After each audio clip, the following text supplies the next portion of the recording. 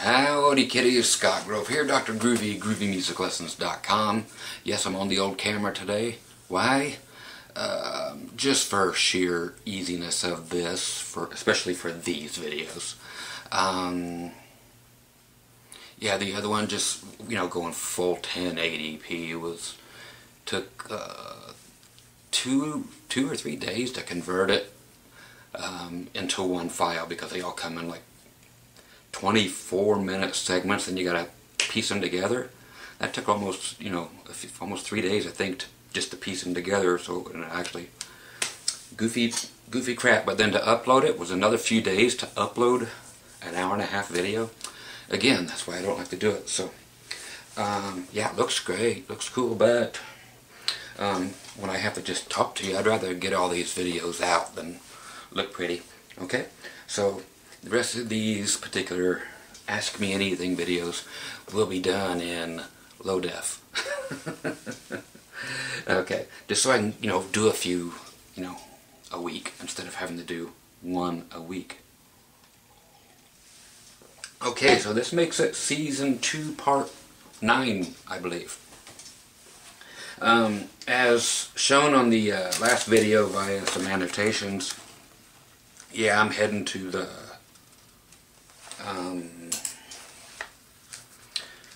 doctor. See, he put me on, what did he put me on the other couple days ago? I just started taking it today. Celebrex, for whatever reason. $500 a pop every month for those pills. I have to pay, I think, almost $200 of it. The insurance pays $3 something of it, but it's like expensive crap. No generic for that one, for the Celebrex thing. Then I have to go in I can't remember if my dental appointment's Monday or if my doctor appointment. Another doctor here in town, they're going to do what's called an epidural thing on my back. So just try to relieve some of the pain from the sciatica thing. And I definitely have the scoliosis I've had my entire life, which is just, well, my back my spine looks basically like the first letter in my name. It's just, and I learned that I have like 7 more vertebrae than most people should have. So he said I was like 1 away from having a tail. Some people actually do have, tails. I remember Jason Alexander was in a movie, can't remember which movie. You guys will tell me like you always do. But he turned around and showed his little tail that was moving around. Just a couple extra little vertebrae, but somehow his moved and wagged like a dog. Pretty groovy. See, later on tonight, which will be the 11th of October, I will be playing somewhere over in Cedar City. I think doing a elk hunter's lodge or some elk hunting party or something at a Eagle's Lodge. Maybe it's an Elk's Lodge. No, it is an Elk's Lodge. They've got that bing bong thing you got to plug in at 11 o'clock, and it bongs 11 times, and they do the little thing, and the great heart of elkdom swells and throbs and blah blah blah. If you've never heard that, just look up any old Elk's Lodge meeting at 11 p.m. video here on YouTube. There's got to be one. Let's see, here's all my stuff today. Oh, and then, yeah, tomorrow, or today, actually, is our bass player, Phil. It's his birthday. He doesn't want anybody to know. But anyway, he's been playing his PVT-40 for, well, since the day that he started playing bass, I think. And then I showed him this PV Millennium 5-string, because he's only played 4-string. He's ever played a 5.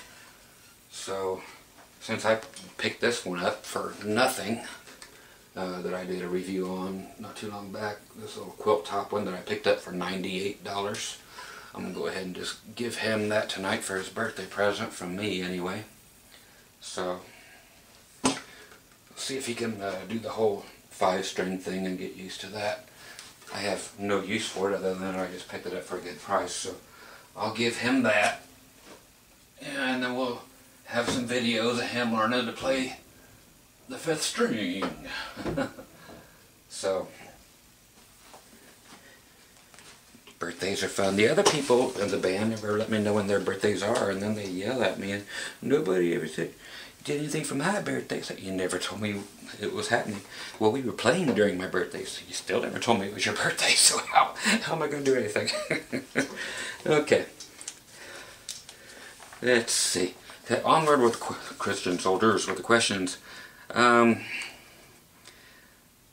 brought my Rain Song carbon graphite guitar out because I just looked at the first question as I was shutting off humidifiers and turning on cameras and blah blah blah, so I knew I would need a guitar for this. Okay, we're starting up here with Matty, M-A-T-T-I. Last name on here anyway, is K-A-J-A-V-A, like Kajava. So some coffee stuff. Matty Kajava. I think I'm there. Or Kahava. Some people, like Jose, they take out the J and make it an H. It could be a Kahava, depending on where they're from.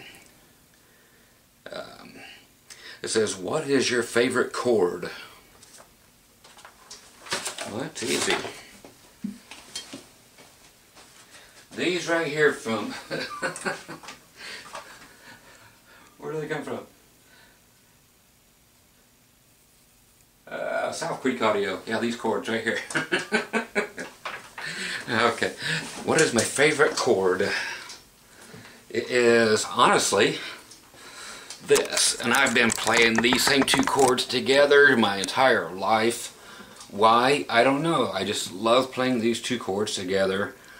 And it's just something I play probably at least once a week for no reason other than I do love the chord. And that would be E major 7. That one there.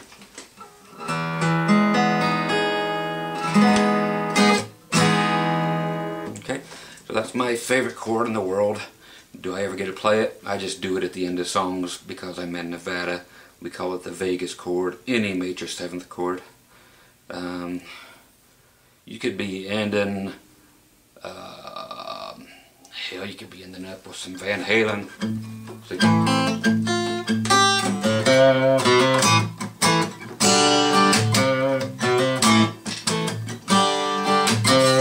and then at the ending,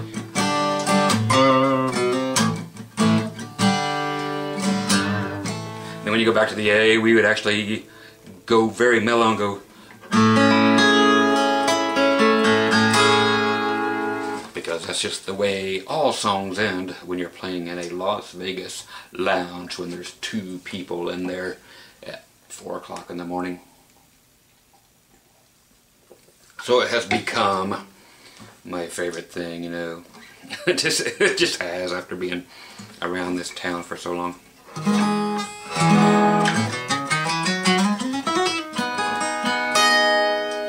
And then going to the A, that is just an E moved up.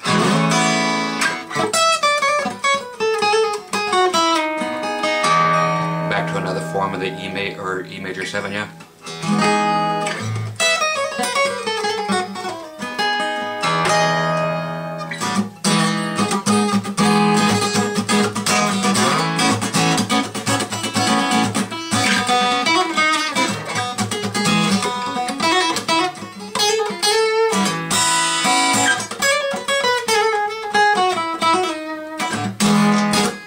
So just for that kind of crap. Let's see, what else other question was in there? I know there's more. Also, what is the latest new thing about guitars that you have learned? New thing about guitars. Well, I learned there's a 29% increase on all Gibson guitars for 2015. I think that's the latest thing I learned. There's actually a few things I learned. And one I had never thought of. And my buddy, he's quite brilliant for thinking of it and passing it along, because I'm going to try a few things with it.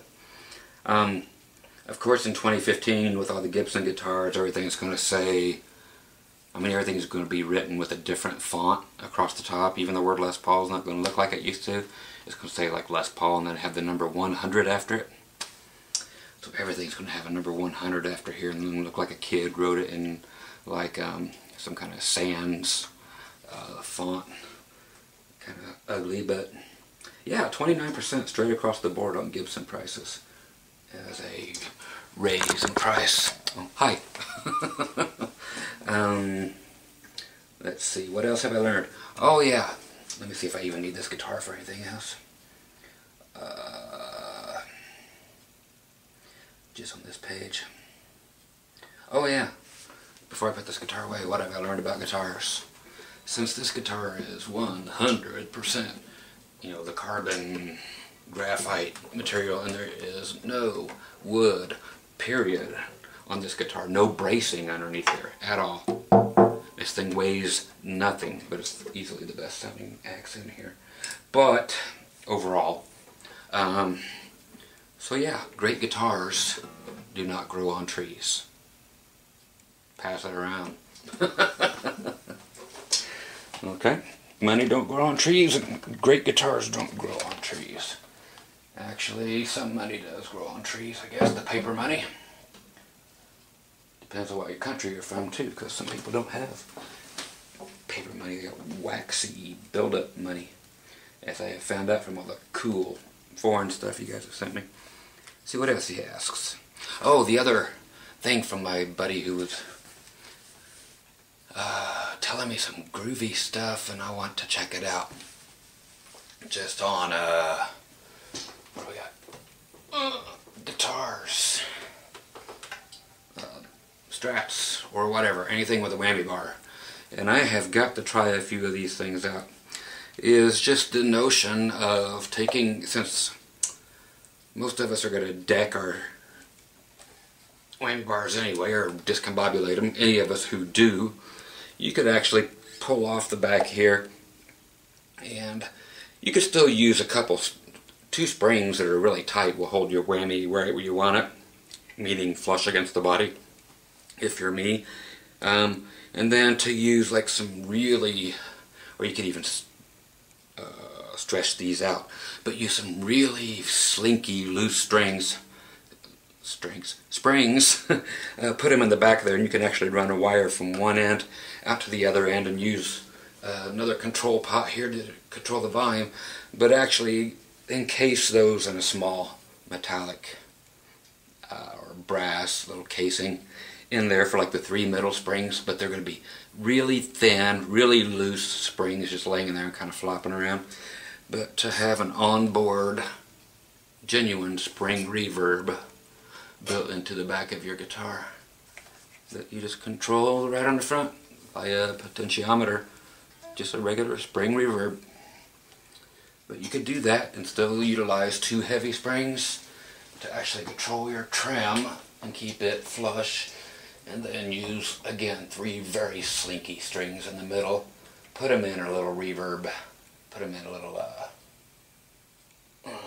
pan, so you can actually shake it and bang it like you do your amps that have the spring reverbs, and get that cool groovy sound, and turn up the reverb and turn it off and turn it down after you shake it. And hell of an idea, man. Gotta love him for that stuff. It's probably a gazillion-dollar idea. Somebody needs to make it. What else is there? See, don't you just hate when people answer their own questions? I do. It says, thanks a lot for your channel.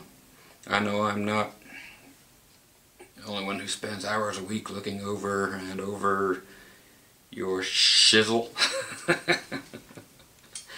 And a lot of info. Thanks, Mr. G. Okay, thank you, Maddie. Appreciate it very much. Very, very much. And yeah, favorite chord. Nobody's ever asked me that. It's kind of a cool question. Next one comes from, looks like a few letters and numbers, just random. CA0BR3. Okay.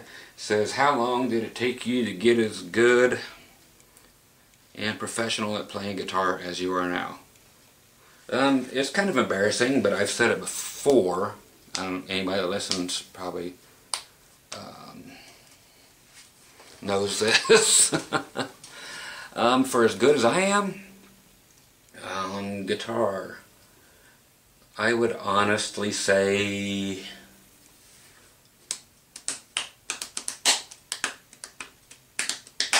oh God, if I had to be honest with myself, probably 3 years. That'd be about it in actual time.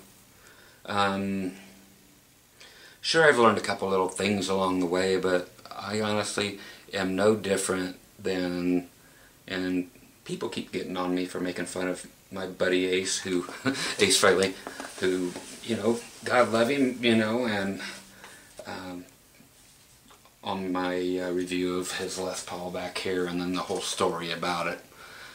They're like, do you even know Ace? Have you ever met him? It's like, yes. And then they're always asking stupid questions. And it's like, because I dog on him all the time. Well, it's because of Ace that I got into playing, not guitar, but got into playing in a band.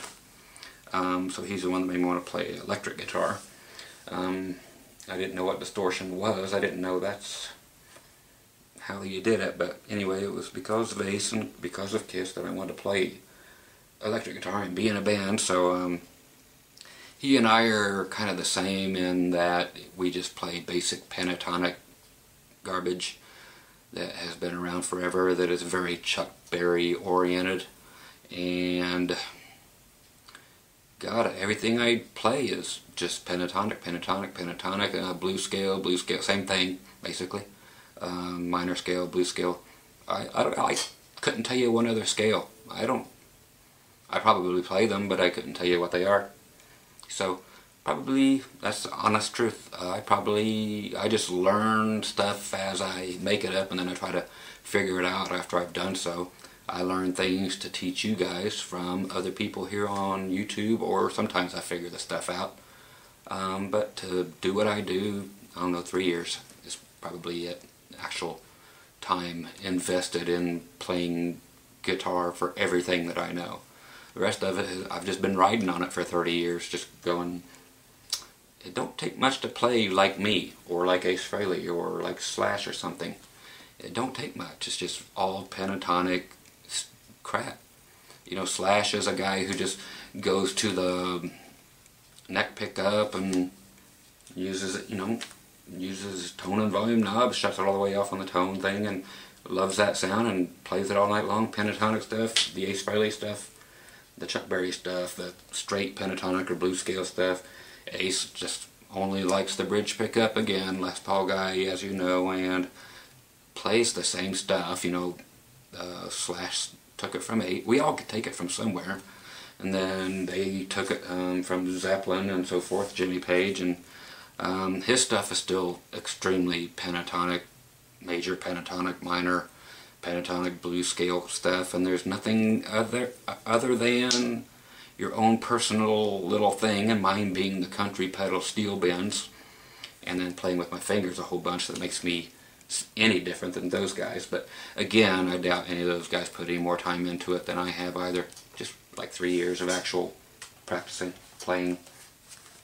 So if you're honest with yourself, and if I'm honest with you, which I always try to be, that's it, 3 years. Thanks for the question, and really that's all you need, especially today. You may not even need that with, you know, everything that's out here on YouTube.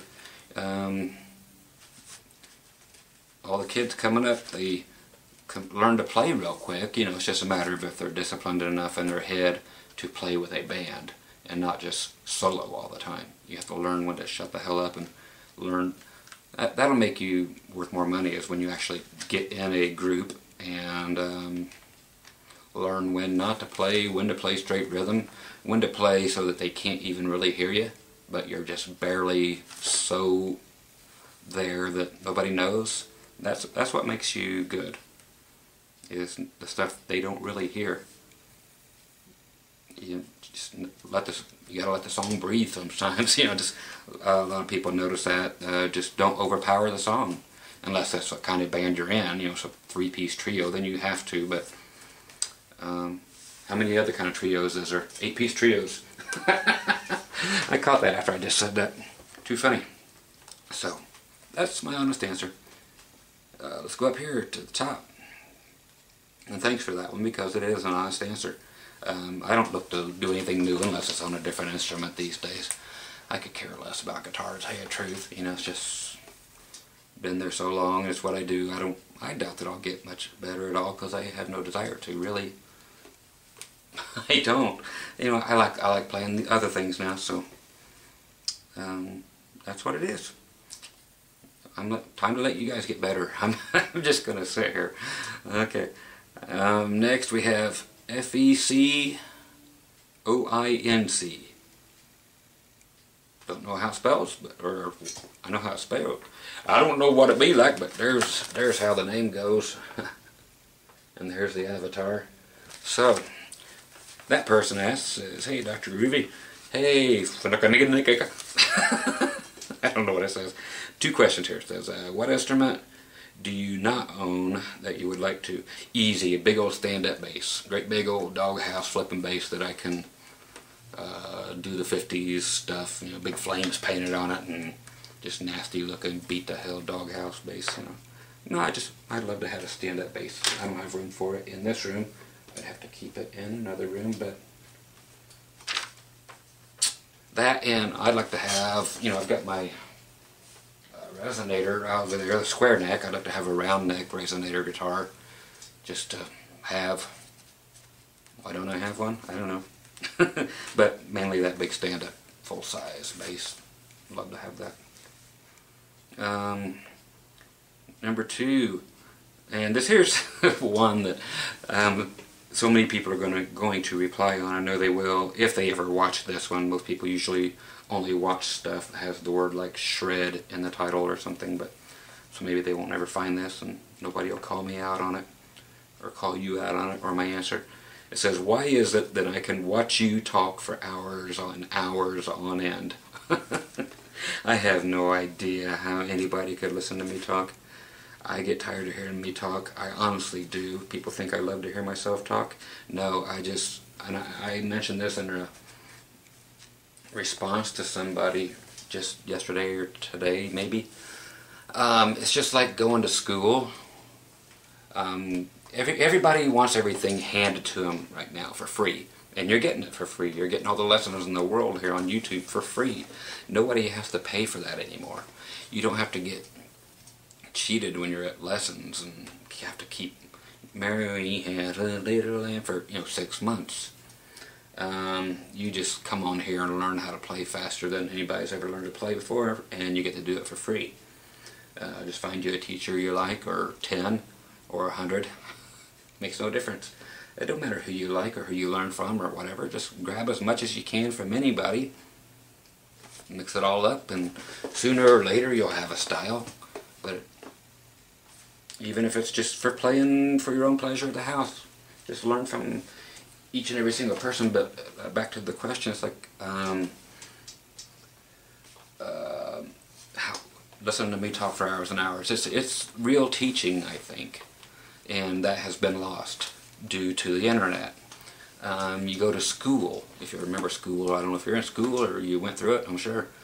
But remember, you used to have like 6 or 7 45-minute classes, and you had to sit through them every day, a whole bunch of those in a row, and you had a lunch in the middle, or maybe recess, or joint break, whatever you want to call it. But you had to listen to a teacher for 45 minutes or 50 minutes or an hour. I don't know if you went to college or not, but that was the thing. That's how you learn. A teacher sat there and told you stuff and you either fell asleep or you stayed awake, took notes, and you listened. I chose to listen with my eyes closed, and then I would take a test at the end of it. I would honestly ask every teacher at the end of the year, said, what do I need to pass, since I've got nothing but F's, because I don't do homework. I have to play every night.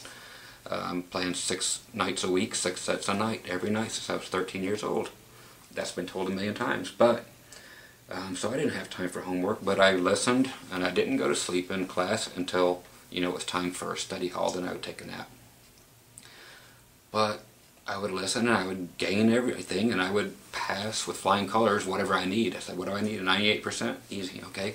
And then I would just bone up the day before, and I would pass with no problem. I just remembered all that stuff. Now I can't remember taking a dump, 15 minutes ago.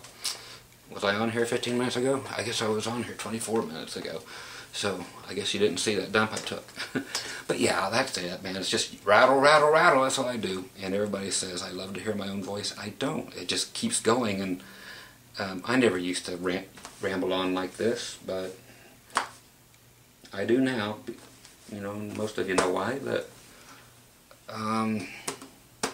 it's just how people learn. I mean, people want to be fed. I can't remember what that 6-second crap is that people are doing right now, but they want to learn everything in 6 seconds. Most instructional videos that are on YouTube that people will actually click, when you see the highest number of clicks on a video, are under 3-minute videos. Now people want them under 6 seconds for whatever that thing is called now. Sex for most of you young guys. That's what 6 seconds is. Under 6 seconds. Sex with a real girl, not with yourself. Wait till you get, for you people who haven't done it yet, wait till you get that first girl there. You'll come in your shorts before she even gets her panties off. Sorry to let you know that, but yeah, that's what's going to happen. It just does. Ah. I should teach sex ed. That'd be fun. I'd get kicked out of the faculty. But why do you like to hear me? I don't know. Maybe it's just a school thing. And then again, it might just be the monotone thing that just kind of keeps everything going on like this, and just sounds like this, and it's like white noise. You know, it's like turning on that machine like this. See how? There's that one. Let's put this one on.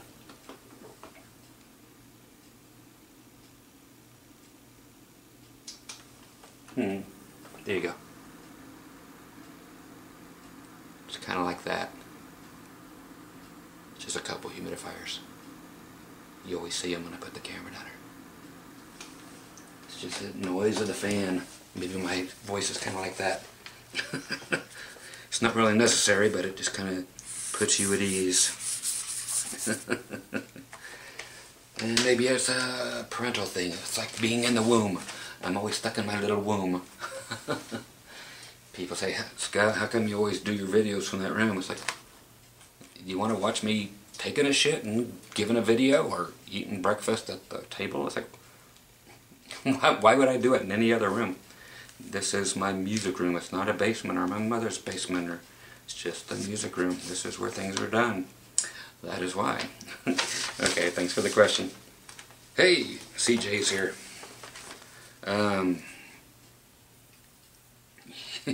He's here answering a bunch of questions, I think. I'm not sure. Let's see. Don't know. Let's see. Let's go up like 3 of them and see what he says. CJ Willingness says, hey there, you might want to keep the... No, it's actually replying to some guy way up here. And then they're talking about more stuff, and they're talking about more stuff. Don't know what to do with these when people do that on my channel that I'm trying to get questions answered on. And they're still talking, they're still talking, and they're still talking. So I guess I'm probably going to miss a whole bunch of all's questions because these people just keep talking back and forth to each other. So there's CJ Willingness and Lunar Moon and CJ, Lunar Moon, CJ, there's Nurse Tom, there's CJ, Nurse Tom again, CJ, Nurse Tom, CJ. I'm just going to skip over all of these since they're just having their own conversation on y'all's behalf. So I'll just mark everything out, just not read it. So if there was any questions there, you guys don't get them answered, sorry. Because I just won't read people talking to each other. And there's Nurse Tom again. This looks like the beginning of maybe actual questions, so I'll read the one from Tom. He's a good friend, but I don't know why everybody else feels they have to get in the conversation when there's not supposed to be any conversation on this particular video, so it is what it is. From Nurse Tom 61. This is a really dumb question. but I'm a little curious. When I first started watching your videos, you had long hair. Then you cut it short. Now your hair is long again. Just wondering why you cut it short. I've had long hair most of my life. Then when I started nursing school, one of my instructors suggested I cut my hair, which I did. About 5 years later, I got injured. I remember that. And was forced to go on disability, at which time I realized I was doing something to fit in. So my hair was long again. I guess it's just a part of who I am. Hope you don't think it's a question that's too dumb to answer. No, not at all. My hair is always this. It's been long strictly because of Ace again. I always wanted to have Ace's hairdo. You know, just the parted in the middle and then just hanging down. You know, it's always been that. I've always wanted to look like Ace. I remember I used to put my pencil on the, what was it, the double platinum album. And then put a piece of paper, because there was a relief, pictures of all 4 of them inside of it. And you could put a blank piece of typing paper or whatever on top of it and use the side of your pencil. And you could, you know, draw. It would actually put their whole face on here, makeup and all. But if you skipped around the makeup and tried to, then you could actually see what they tried to look like without the makeup. So everybody was turning their pencil sideways, all those Kiss freaks, to try to see what they look like without makeup. Thing is, the relief wasn't there for their facial features, just for the makeup. So somebody thought about that already. Probably when they did the first couple test things, like, no, you can see what we look like if you do this. I bet that's what happened. I bet if we dug into it, we could find that out. So yeah, that was strictly it, man. I wanted to look like Ace. So, at 13, when I found out who they were, that's when I started growing my hair. And then after it got to a certain length, you know, I cut it off again when I was 16. And it went straight to Locks of Love back then. And I've been doing that like every 3 years, or every 2 to 3 years. Just as, you know, as soon as it gets long enough to donate, then I just chop it off again. Then I just keep going for the Ace look. It's just always been my thing. So, kind of like you, and then I've had to cut it off once, you know, for the job at the State Line Casino here, where I had to chop it. But since then, it's the only time I've ever made videos on here is when I quit there and started doing the videos. And then, like I said, after the first month after I quit there and started doing these videos, it was first stroke time. So that's when all the beginning of any video I even have, period, on YouTube started. Was me quitting that job at the State Line Casino, growing the hair out, and suffering, just laying in bed, not getting haircuts, not shaving anything, just, and then trying to do now and then try to put a video out, and then the hair would be there and then it would be gone just because it got long enough, and I would my wife would try to get me out for, you know, an hour per week or 2 weeks. And so I'd cut my hair and donate it again and try to look halfway respectable when we went out. And then I wanted to look like Ace again, because he was a cool looking dude back then. You know, that was just a cool look. It's like Paul had the fluffy stuff, Peter had the gray stuff since he was like 16. Gene always had the rat's nest and the ball of fuzz. You know, nobody wants that, but Ace had the cool hair, and this is the Ace thing, just a little bit longer, and that's how Ace always wore it. So I've just always done mine to look like his, and then, like I said, the Locks of Love thing, I believe in that, and always send my hair off when it gets, you know, to the right length or just a little more. So, not dumb at all. Let's see. Somebody's talking. Looks like a couple questions. I can't tell who his avatar is. It's DTRH Photos. He says, it just starts off with the word "and," so he might have asked something way back when. It says, "And while I'm at it, let me ask you a question." Okay. It says, who are some of your favorite current new country guitar players? I have no idea. I don't know. I don't pay any attention. None. Zero. There's, you know, of course, Brad Paisley, that is beyond what any of you people can do, and beyond what I can do for sure. Beyond what I don't think anybody else could play what he played. I mean, there's some out there that, you know, do guitar lessons in the style of Brad, but they are not Brad, and Brad comes up with new crap. They just flat out floor those people that think they are the Brad Paisley style guitar teachers, and then just totally freaks them out again. He's just one of a kind, man. And so nobody knew Keith Urban is just an average, you know, country guitar player. I mean, rock player, but has country songs on country radio. I mean, he's very showy and so forth. My wife likes to hang on him and stuff. And other than that, I don't know who even plays guitar on for anybody anymore. You know, so there's just the old country players I like, but I couldn't tell you. I know there's a Lady Antebellum thing, and there's used to be a skinny chick there. She had a shot out a puppy, and now she's a fat chick. Never lost. She gained so much weight. I know, if it was me, I wouldn't be able to. I could see all the hate mail from the ladies coming already. She ain't fat, she's just more love. Okay. So honestly, I do not listen to music. I hate music for the most part, unless I'm playing it. So I just don't listen to it, and I have no idea. Let's see. And if I do listen to music at all, it's, again, for anybody ever listening, it's going to be something without guitar in it, and hopefully without vocals, because I hate singing.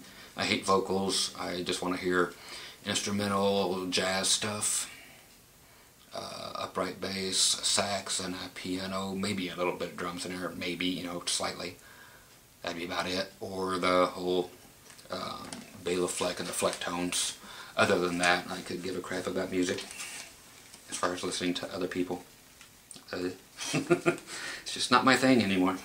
And he also asked another question. It says, Scott, I did watch the previous 25 hours. Holy crap. Thank you. That's too cool of you. Maybe that's weird, but I enjoy your videos, brother. Always informative and funny. Well, man, that's too cool. I know a few of you out there watch that whole flipping thing, and I don't know why anybody would watch me for anything. I never have known why, you know, because there's so much negative crap on me out there.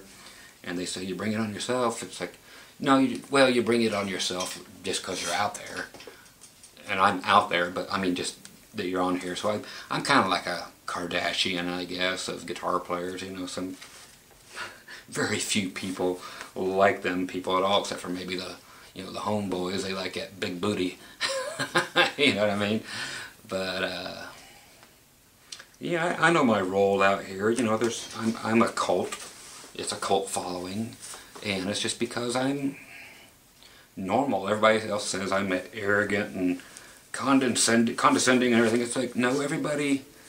I actually think all that stuff is just a bunch of 12-year-olds or people who still think like they're 12. That everything I've seen written about me has been, you know, taken out of context and then said wrong, because I don't delete people or ban people or whatever if they ask a nice question. People will come up and say, Scott, what the fuck was that, man? That was some stupid fucking shit. Now, if you really knew what the fuck you were doing, then you might tell them to do this. And then they'll go tell somebody I blocked them, because of course I'll block you if you do something like that. And then they'll say, well, I just asked him a question, you know, why can't he go do this? You know, why can't you teach it this way? It's like, no, you said why the fuck and what the hell and what the... It's like, but you say fuck. It's like, yeah, but it's my channel, so fuck off. So, I appreciate you watching, man. But yeah, like I said, it's just a cult thing. I'm like, who do they keep saying? The Howard Stern of guitar or whatever, but getting the Bob Seger look. But I appreciate anybody who watches me for whatever reason, even if it's to rag on me later. I really don't care anymore, to tell you the truth. I do want to do the Nigel thing. I have a couple things going on right now which is preventing me from doing it, but it looks like I have to get through October to do so. Just to keep you somewhat informed. That's as far as I'm going with that, but I'll let you know. Okay, going at the top. No, I'm sorry, Mike. I don't want to miss anybody. Mike Meschel, M-E-S-H-E-L-L. Do you do anything to keep your fingers from hurting? Playing mostly the left hand, you know, so the fretting thing, not a thing, dude. My fingers look like I've been climbing barbed wire fences using just the tips of my fingers every gig I play. It's because I never play when I'm here. You know, I play at the gig and that is it. I pick up these little nylon ukuleles and stuff when I'm at home, 5 to 10 minutes a day, and that's about it. So I have no calluses on my fingers, and yeah, if I have to do 2 nights in a row, it's a mess. So I mean, I don't have any fingerprints left on, you know, the tips, but as far as, God, let's see, I want to answer your question correctly, because I know you are hurting. Do you do anything to keep your fingers from hurting? I don't do anything, no, not at all. And there is nothing you can do other than build up calluses, because they do hurt at the end of the gigs. Don't matter if you've been playing as long as I have. If you quit playing, then they're going to hurt. My fingers hurt after every single gig. And they're like 8 different colors, and that's just because of who knows why. Every night they're a different color. My fingers are. I don't know why. Some nights they're real bright and shiny gray and stuff, and I know it's not from the strings because they have all the coating on them. It's not from that. And other nights, you know, they'll be green on the end, and there's no. I'm not using any bronze strings of anything at all, but just my fingers turn different colors. So there's nothing I do. I took typing in high school, and just for that, but I was still playing 6 nights a week. But that was my first class every year was typing. So I got great at typing. So when this whole internet thing came around, it was just a breeze. I can do like 130, 140 words a minute still. That's just, and it used to be 160, but just would go in here and just keep my fingers all kind of limbered up that way. So that was, and those were electric typewriters, and I had my manual typewriter at home too, my old black one, and just all manual as get out, and you had to pour ink in there and dump it, and that was great. I actually love that stuff. Wish I still had it. But no, I don't do anything. I don't use any of those stupid finger exercise things. There's no need for that. Some people use it. They sell them for whatever, you know, their actual stuff for physical therapy, and for a guitar player to buy any of those things that have the 4 fingers and springs on it, and you squeeze them down and do this. Does that do you any good? It honestly does nothing for you. Just play the guitar.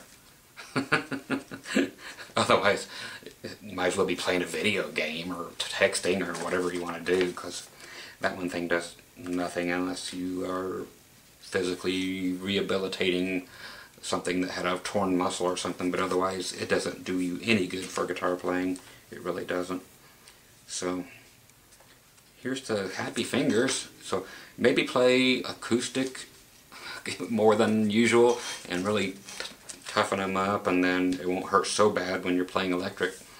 You know, at least you'll feel ease half the time when you're on the electric. Let's go up here to Todd. Todd B. He says, "Hey Scott." Hey. He says hi, actually. I said hey. It says, "Digging the knowledge as usual, thank you." Is that how you spell knowledge? I've been wondering forever. It looks right. But I spell it like that all the time too, and it puts a line under it. Did you mean? No, this is what I meant. No, K-N-O-W, then the word ledge after it. That's how I spell it too. My computer always tells me I'm wrong, but by God, it's in my dictionary. It can also be spelled this way. And that's why I spell it. It's an Indiana thing. Okay, back to him. I've avoided humbuckers for 30 plus years, thanks to the 70s. Recently I started messing around with some low output. There you go. Low output is the key to great sounding pickups for me. For you guys, who knows? You guys like the high output, whatever. But low output, low output, low output is the clean stuff. So you can make, get that 70s humbucker through a Marshall on 10 that just barely distorts. Again, like the Kiss stuff, they never had great tones, any of them, but that's how everybody played. But the pickups were just not high output. There was no such thing back then, so everything sounds very 60s and 70s when you play low output pickups. So he's been playing the low output versions of the humbuckers and has been pleasantly surprised. Yeah, a lot of people just keep going for the higher output and they just get nastier and harsher sounding and less intelligence between the notes because they actually get louder, and then they lose fidelity as they get overwound. So the lower the output, the less windings on them, the clearer and better tone overall you're going to get. It says, can you shed some light on low and high output pickups and playing styles? Yeah. As far as that, yeah, that's basically what I was just talking about. When you have, especially these, again, these are the mini humbuckers here from 1964. So these have just a classic, just an amazing sound that is, because of the size of them and because of the output like you're talking about, they're almost single coily sounding, but they've still got that little honk in there, that mid-range honk. But they don't cover much real estate on the strings. Again, for anybody that doesn't know, this pickup's only going to pick up from here to here. It's not going to pick up what's happening over here.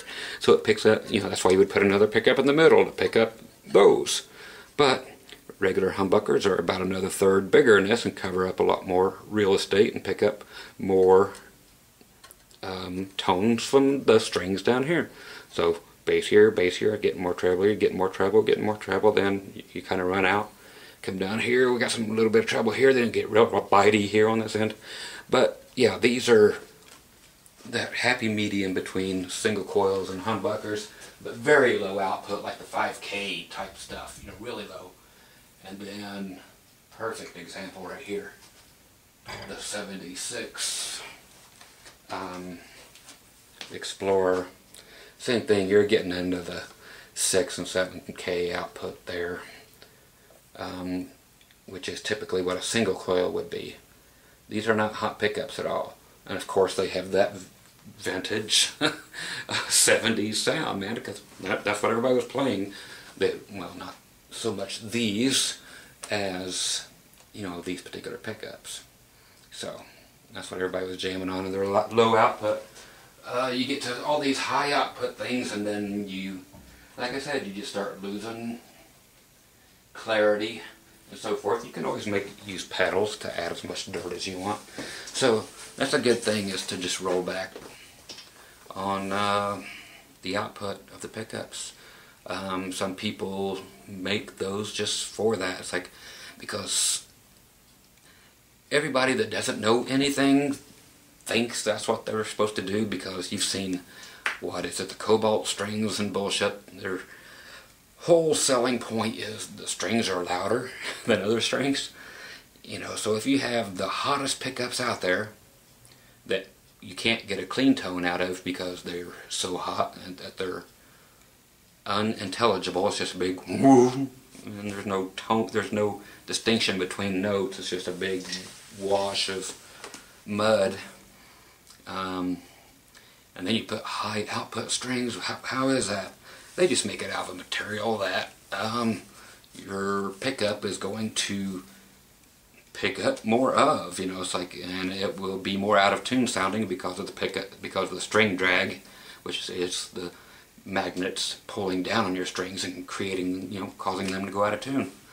So they're making strings that go out of tune more often, or sound out of tune, even though they can be in tune. But they sound out of tune because they're actually being physically drawn down. So yeah, the whole low output thing is the way to go, especially if you want you'll get this. It's a thing called overdrive. And that's it. Not distortion, but overdrive. That's the sound of the 70s or whatever.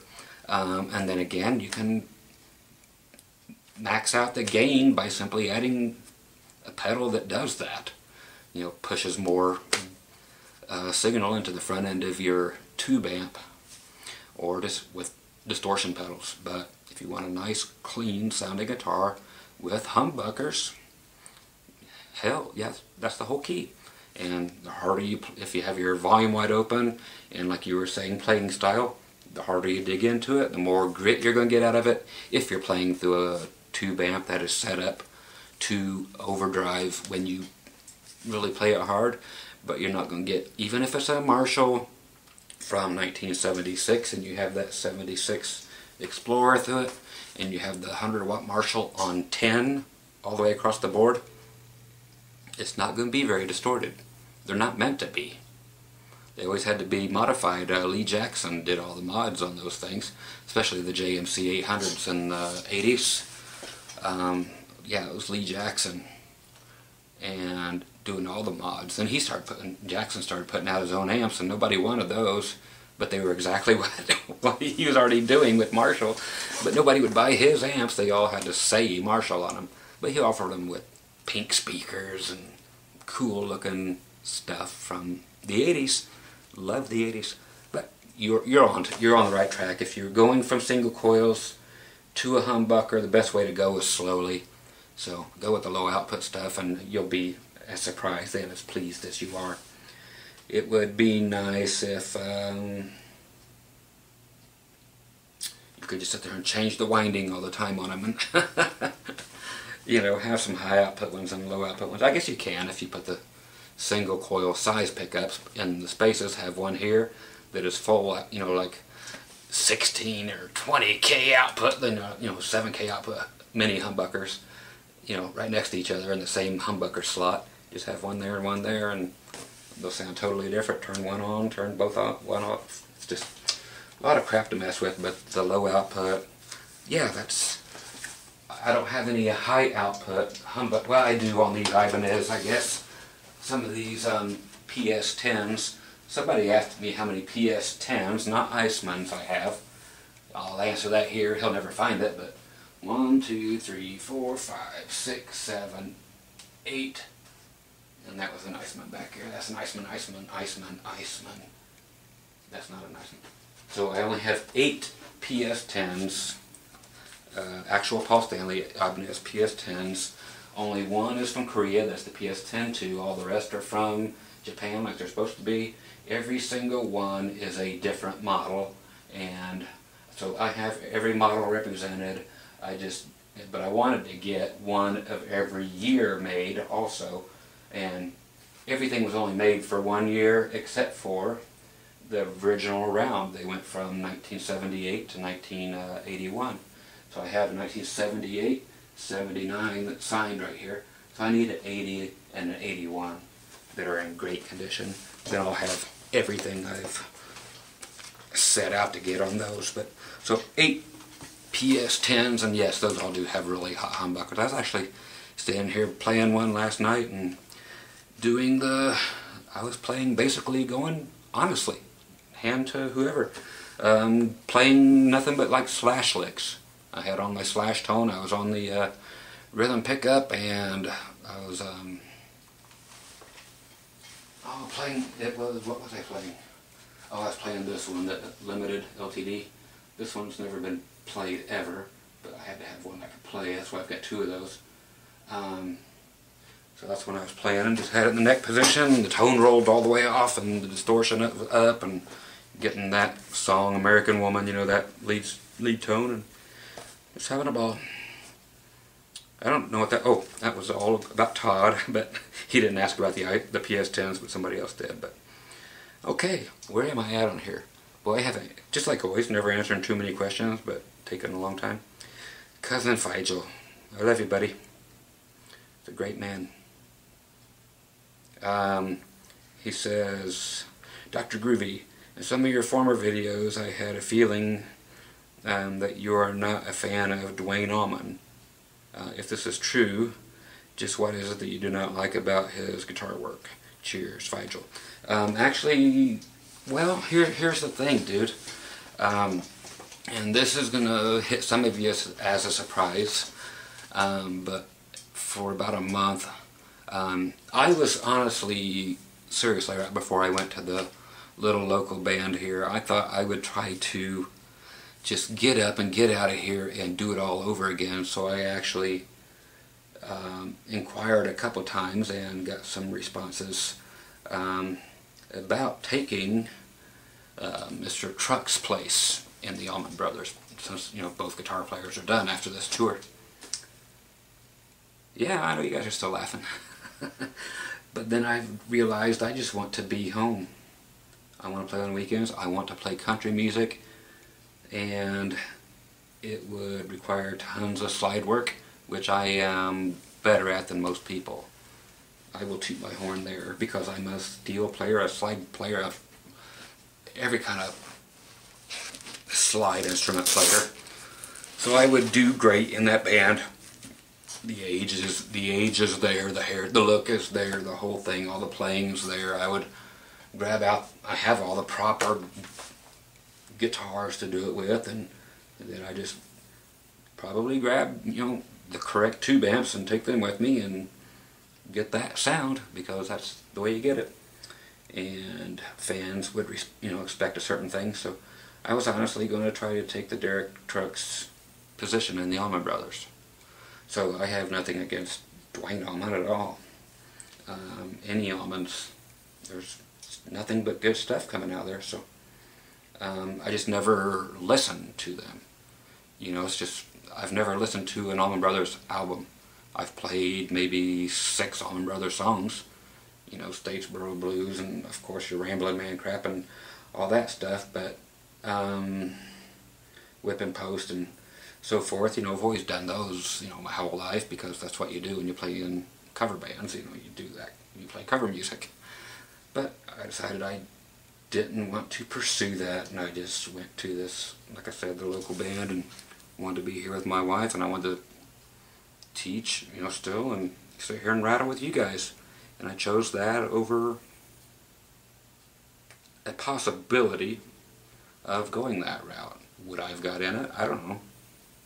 But I had, I think, except for, I think if they would have done it from an honest standpoint, because I know who they've got in mind and who's been in mind all along as replacements. But I think had I'm sorry, I'm just peeling a scab, don't look.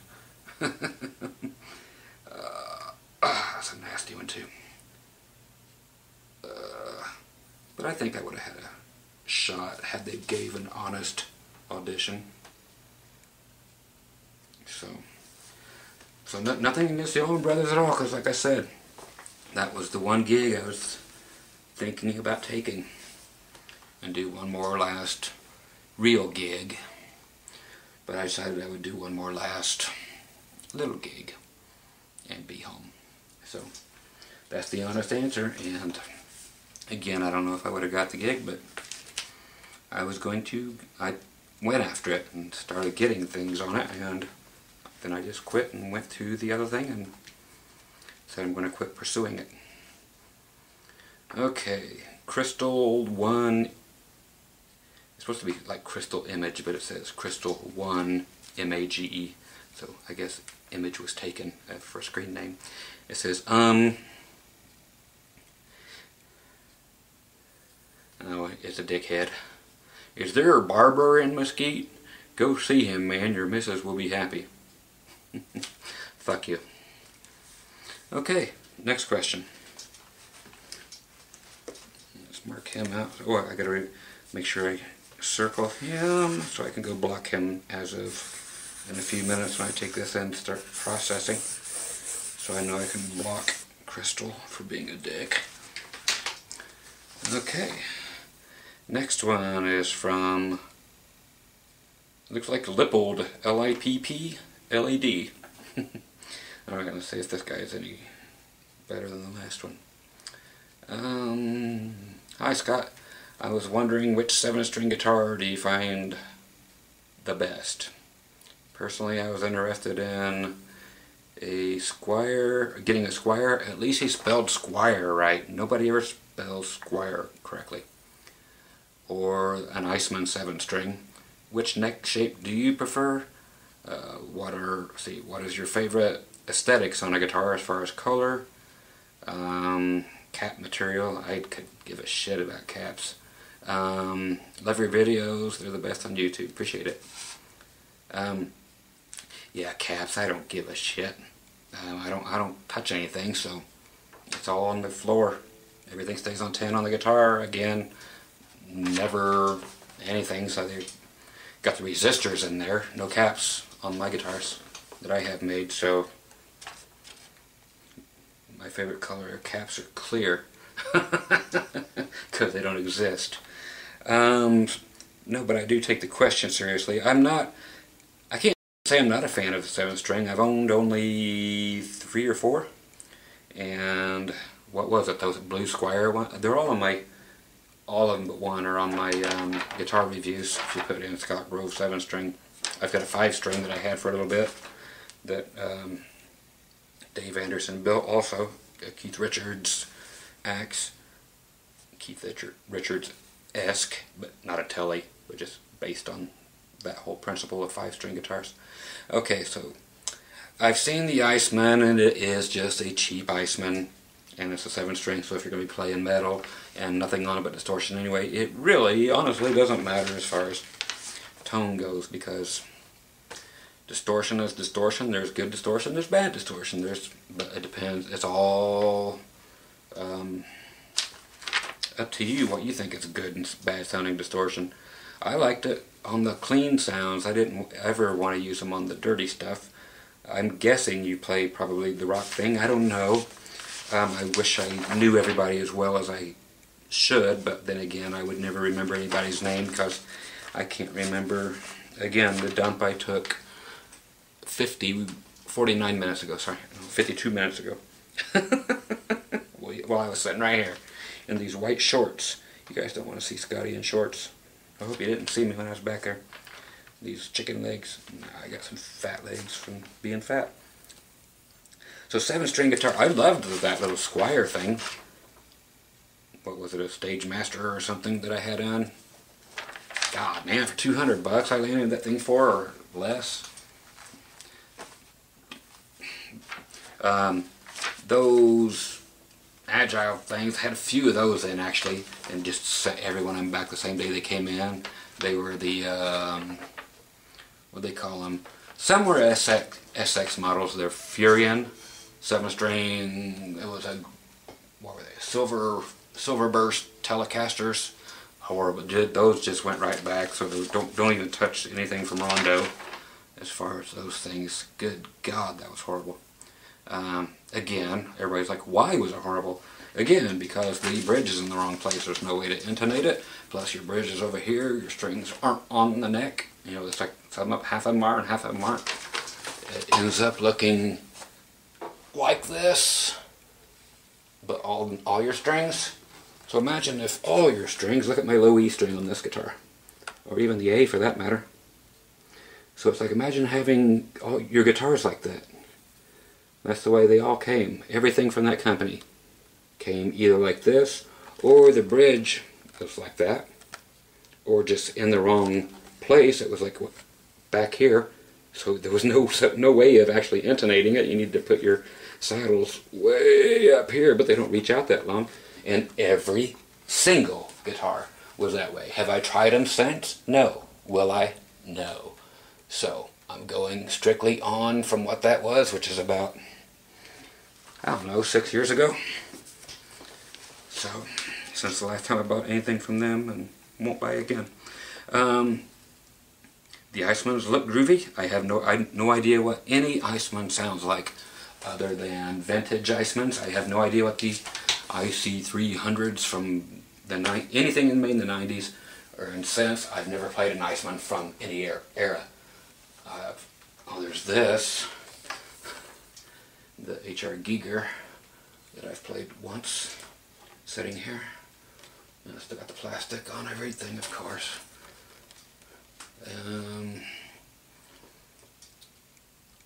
So, I have no idea what Icemans are about nowadays. They wouldn't be my thing, but if they're yours, cool. I think it's the best. It's my favorite shape of guitar, of course. That's why that white Iceman was the first thing I had to have made when I wanted the guitar made. It's like, please, I just want everything to be at least 3 single coil pickups and more if possible. More pickups. More options mean more options. Some people, well, sometimes less is more. Maybe as far as less is more when it comes to playing, sometimes less is more, but options are nice. If you want less money, is that always more? Less is more. No. So as far as 7 strings, it's just personal opinion, man. Whatever floats your boat. See, I know you asked more stuff in here. Oh, it goes back to here, sorry. Which neck shape do you prefer? I actually prefer the 80s, you know, the first year or so of the Jackson necks, that wide, thin thing. Peavey even have them on the old T-Series guitars, the little thin, wide necks.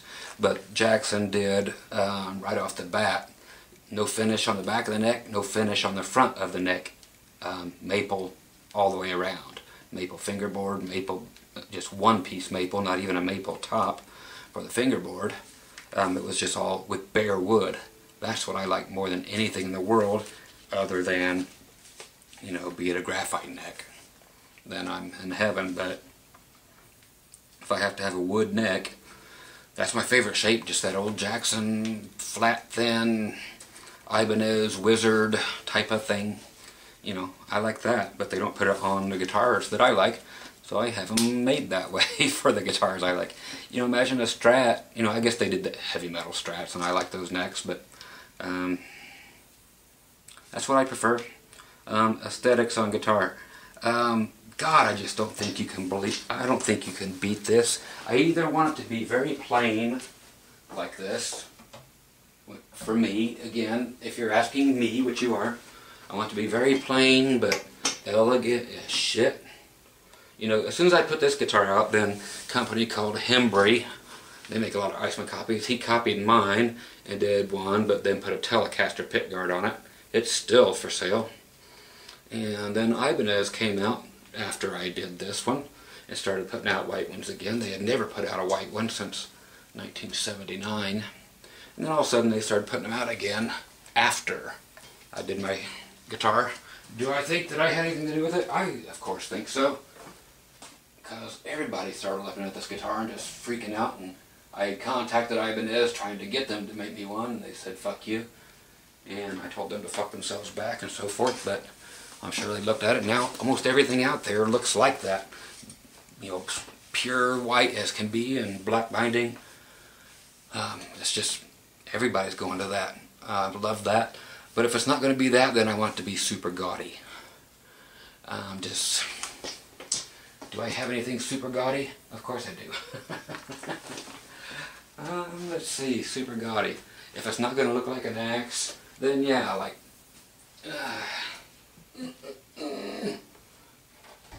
or pink. I love pink guitars.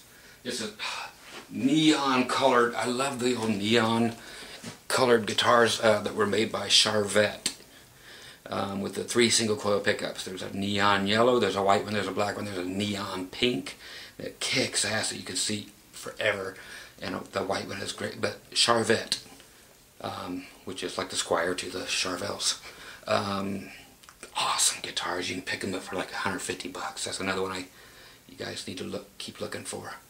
But don't dismiss Charvet guitars. A lot of them you see will be, you know, blood splatters or different splatters, but humbuckers in them. If you want humbuckers, get those guitars, man. The necks are amazing. The pickups are great. Everything about them is great. Charvet. V-E-T-T-E. C-H-A-R-V-E-T-T-E. There's some on there now, and just amazing guitars. Holy crap, great necks. But I'm thinking about getting some more of those because they just kick ass. But yeah, either very classy or very gaudy, you know, or something that, you know, the Steve Vai gem thing over there. I heard something fall. Oh, the Gene Simmons slipper. Okay. Yeah, and of course, if this one sounded any good, which it would if I flipped both humbuckers around the other way, so I could get the right part of the coil on when they split. But you know, something like this, you know, of course, with the flick that on, you get your green LED lights on, as you all probably already know. Yeah, that thing. So, gaudy is cool, or just total straight clean lines, simple basic class, one or the other. I hate white pick guards that Fender puts on everything. So like this, to me, is just disgustingly ugly. It would look great with a black pick guard. Why don't I have it? Again, some guitars I just keep stock because they weren't bought to play.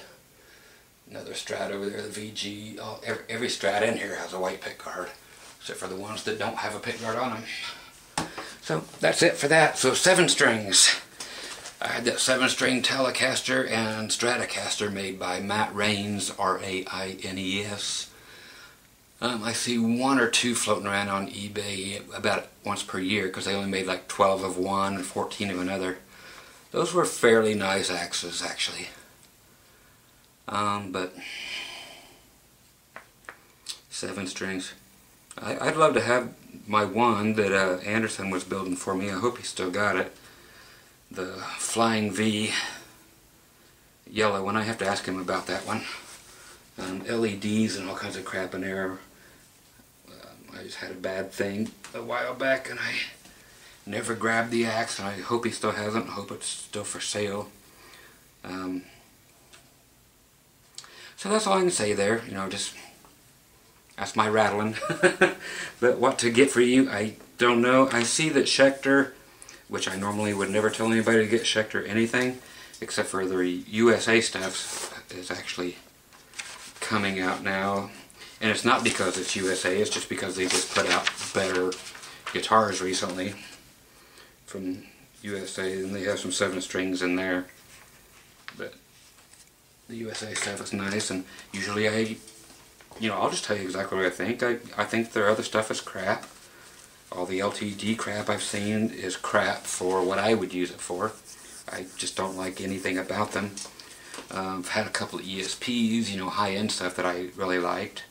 But then again, I've had some really cheap ESP things that were like vintage reissues, but they were still from quite a few years ago, that were really nice.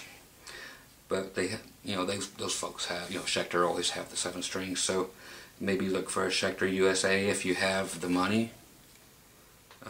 Otherwise, stay cheap and go with the, if you can find those, either one, the Iceman or the Squire. I thought the Squire was amazing. It blew my mind that it was actually as good as it was. You know, people everywhere can build a guitar, folks. Don't matter where it's made at. It's just some guitars are made well, some aren't. That's just all there is. You know, it's just what you like. So I hope you find one you like. Let me know what you get.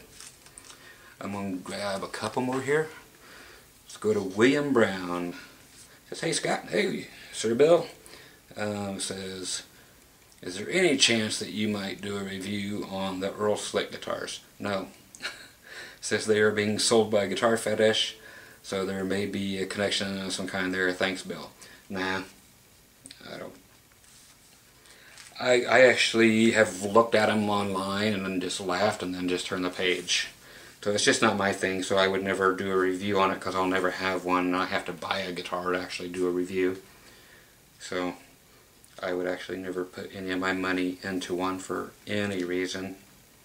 But if they're your thing, then cool. Hopefully somebody will do a review on it. I'm not knocking them. I'm just saying, it's just so far out of anything I would actually be interested in that I personally just not going to sink my money in just for the sake of doing a review. That's all.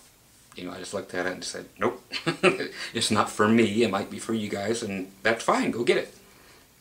So I don't mean to sound like a boner or a dumbass or condescending like everybody says I am. It's just, I'm just a country boy dude, man, and it's just, you know, I have the guitars I have because I'm into them, not because anybody else is into them. So I don't really, honestly, I don't go out and buy anything just because somebody says, please do a review.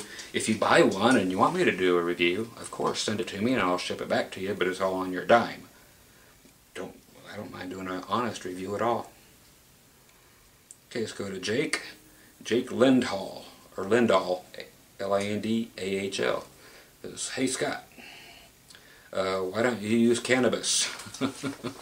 Yeah, good old THC marijuana. Run from the Cure. The Rick Simpson Story. A medical marijuana film. I'm sure these are probably links. No interest. You know, I just can't see that it's going to do me any good. I know it's a pain thing and so forth, but I'm lost enough as it is. And you know, I used to smoke all that stuff and deal it when I was a kid too. I sold the stuff by the garbage bags full. And my dad's best friend was chief of police in Indianapolis. My name came up to get busted. It's just a story I've never told, but yeah, my name came up to be busted, and it's like, he called my dad, said, tell Scott to stop whatever he was doing, because that's the end of that. So I did, and never touched it again in any way, shape, or form. So I didn't want no hassles or problems. So even though it's legal here now, even there's no dispensaries yet, but they allowed, you know, we've been given the green light. But I honestly have no use, and then to have that smell around, I can't even have the. I can't believe that after all this time, you know, since I was a 3-pack a day smoker, or sometimes 4 packs a day, that I quit smoking it on that December 3rd fateful day back when. Either quit smoking or die, basically, that day. So I quit smoking, and I don't want to smoke anything that would make me want to smoke always. So I don't want the smell of it around or to be on anything, and my wife wouldn't like it, and it's just, I'd rather die. Most of the time I would, anyway, but I have to watch what I say about that now because of people always trying to take me to the hospital for evaluations when I tell them I'm suicidal all the time. But you're not allowed to say that, or they drag you in, they give you 2 baby aspirins and charge you $800 and send you back home. I know this from lots of experience, trust me. So yeah, just no interest in it at all. Okay, another one. Let's see if there's time. There's just time for this one, I think. From Edward Arsenault. Looks like we're getting into more of the exact same thing. Hey Scott, I have a question. I'm thinking of trying my hand at some investments. Oh, okay. But I can't afford vintage guitars from the 60s and 70s too much. Recently I've been thinking about targeting my attentions towards super strat guitars from the 80s. I realize, however, that companies like Jackson Charvel, ESP, BC Rich hold far less perceivable value than guitars from earlier generations. It depends. I guess my question is, do you think that the 80s hairstyle guitars are reasonably safe to have as investments? What is your market analysis, sir? Thank you so much. Okay, it's different than I thought. Only certain ones will hold on to their value as far as the 80s guitars. I mean, there are certain things that are going to stay where they're at, and it's not those, it's the Fender Japanese stuff from 85 to 87, and that would be basically everything. The Contemporary series from Fender. The other guitars, the weird ones, the pink ones, the Jacksons, BC Rich and all that, everything was changing hands right then, and Kramer even asked me about those guys. And I know somebody will say, why? Go look at my other thing about ghost building. But everybody does it, so it's legal, but or whatever. It's done in every other trade. But as every one of these guitars were, none of these BC Riches were made from Bernie Rico. They're just all made elsewhere. Jackson Charvel was already sold. You would have to have actual guitars, and then you might that belong to stars, in order for them to retain any kind of monetary value, I would imagine. And these would have to be from huge stars, so you might as well get the vintage stuff that more people would be interested in. So, you know, a guitar that belonged to C.C. DeVille, nobody's going to buy it from you. You know, it's just like nobody cares. It would have to be really from somebody, and tons of proof and blah blah blah, so you might as well buy the vintage stuff that 10,000 people are going to be interested in, but only 200 people can actually afford, and that only 5 would actually ever pull the trigger on. But that's a lot better chance than having a pink BC Rich that C.C. DeVille played on one video, you know. So 80s guitars, yeah, you'd have to go with, unless you had actual Eddie Van Halen used guitars, and even those, there are so many of them, because he did the same thing as Kiss. He'll play a guitar for 3 songs, sign it, and then it goes up for sale for, you know, $8,000 to $10,000, and then he hands it off. So he's doing the same thing as Gene and Paul and everybody does. So his signature is everywhere, and it isn't worth anything. And Eddie's stock as a signature, his signature isn't worth much anymore. So Eddie Van Halen Eddie Van Halen used then concert guitars for 3 songs and stuff aren't worth anything. So I can't think of anything in the 80s that would be worth anything other than just remembering the 80s and loving them for what it is. So instead of buying 4 of those from the 80s, buy one from back when that is just tits while you can, you know, because the market's going to come back up, and they're only going to hopefully be worth more, because like that Firebird I pulled down earlier, that 64, you know, that was like a $25,000, $30,000 guitar 8 years ago, and then I got it for what, 14 or 15, 16,000, I can't remember how much, but you know, half price, because of everything took a shit, so guitars went with it. So I buy everything while it's really cheap now, and not because I could never afford them back then. I could afford a few, but not as many as I owned in that monster collection before. So I just went ahead and just went crazy and bought everything I could because I could. So, and did I make money? Yes, I actually made 3 times what I put into my previous collection when I sold them 2 years ago. So people are like, you're never going to make money off that. Well, I pulled out 3 times what I spent, so I guess I knew what I was doing. So anyway, that's my best advice for the 80s stuff. It's, again, it has to be somebody major. You know, Michael Jackson had to have, you know, wanked on it, and you have proof of it or something, you know. So anyway, thanks for part 9 of this, and you guys be groovy, and I'll be back again with the low def camera and put some more up. Okay, again, got the gig later tonight, and I'll post a little bit of that and give Phil his bass and see if he plugs it in or not, and if he can find his way around where that 5th string is. I know it's always funky when you put that extra string on something the first time.